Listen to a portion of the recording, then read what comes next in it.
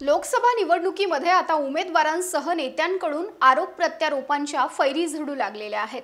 नेता किंवा उमेदवार हे विकासाच्या मुद्द्यावर अधिक लक्ष न देता केवळ जातीच्या आणि राजकीय मुद्द्यावरच चर्चा केली जात असल्याचं दिसून येत आहे। त्यामुळे मतदानाचे 2 टप्पे पार पडत असताना प्रचारातील विकासाचा मुद्दा मात्र पिछाडीवर जाताना दिसून येतोय।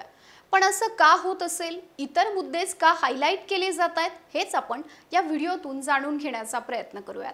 नमस्कार, मी Madhuri Kumkar for the people news मध्ये आपलं स्वागत। व्हिडिओला सुरुवात करण्यापूर्वी आपण फॉर द पीपलला सबस्क्राइब, लाईक व फॉलो जरूर करा। पोस्ट ग्रॅज्युएट डिग्री कोर्सच्या माध्यमातून परिपूर्ण राजकीय नेतृत्व घडवणारं आणि प्राध्यापक राहुल कराड यांच्या संकल्पनेतून साकारलेलं भारतातील पहिलं institute MIT school of government presents जागर लोकशाहीचा। लोकसभा निवडणुकीचा प्रचार पारा चढू लागला असून 19 एप्रिलला पहिल्या टप्प्याचं मतदान झालं, पण त्याची टक्केवारी घसरली आणि त्यानंतर 400 पारचा आत्मविश्वास व्यक्त करणाऱ्या सत्तारूढ भाजपसहित त्या पक्षाच्या सर्वोच्च नेतृत्वाच्या प्रचार भाषणांचा सूर आणि नूर सुद्धा बदलल्याचं दिसून आलं। गॅरंटी, विकास के पथ, विकसित भारत आदी शब्दांपेक्षा जातीय ध्रुवीकरणाचे नरेटिव्ह येऊ लागले। निवडणुका लढणाऱ्यांचं रोजीरोटीच्या, बेरोजगारीच्या, जिव्हाळ्याच्या प्रश्नांशी काही नातंच उरलं नसल्यासारखं धार्मिक मुद्द्यांवरच अधिक बोललं जातंय। स्वातंत्र्याची 75 उलटली तरी सत्तेवर येण्यासाठी भावना भडकावणाऱ्या मुद्द्यांचाच आधार का वाटायला लागतो हा प्रश्न उपस्थित होतो। सैन्य आणि क्रीडा क्षेत्रात करिअर करायचे? नेताजी सुभाषचंद्र बोस सैनिकी निवासी शाळा पुणे। ॲडमिशनसाठी संपर्क 960 781 1662।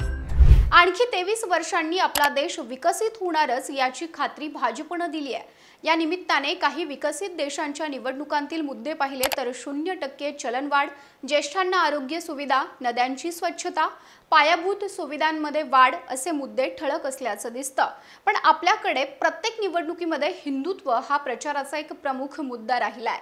मोदी सरकारने काश्मीरमधील कलम 370 हटवलं, राम जन्मभूमी विषय मार्गी लावला, 3 तलाक बंदी सारखा स्वागतार्ह कायदा केला, उज्ज्वला, जनधन, गरिबांना अन्न यासारख्या अनेक कल्याणकारी योजना राबवल्या, GST, डिजिटल व्यवहारांसारखे असेही मुद्दे आहेत।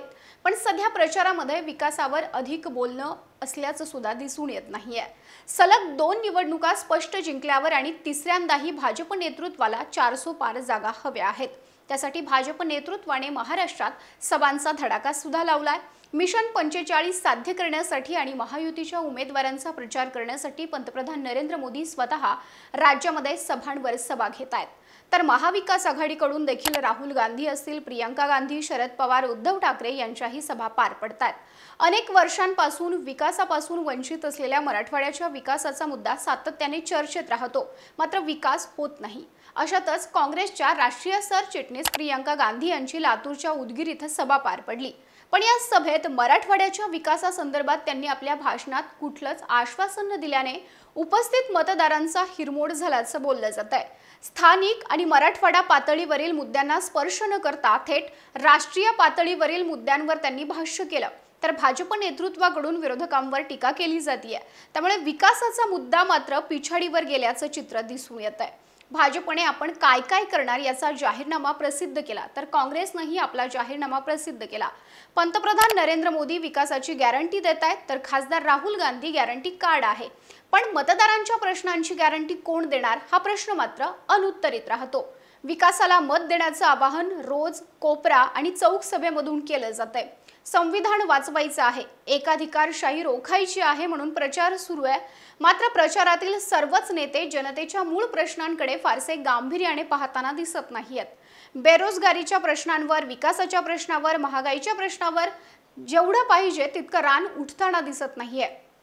सत्ताधारी असोत की विरोधक लोकांसमोर वेगवेगळे मुद्दे मांडून आपली मतं मागतायत, पण जनतेच्या प्रश्नांची गॅरंटी कोण देणार हा मतदारांना पडलेला प्रश्न आहे। आणि म्हणूनच इथं मूळ मुद्दा कायम राहतो की निवडणुका जिंकण्यासाठी विकासाचे मुद्दे प्रभावी का ठरू शकत नाहीत। तुम्हाला याविषयी काय वाटतं? तुमचं मत कमेंटमध्ये जरूर कळवा। व्हिडिओ आवडल्यास लाईक करा आणि अशाच आणखी नवनवीन व्हिडिओजसाठी फॉर द पीपल न्यूजला सबस्क्राइब करायला विसरू नका।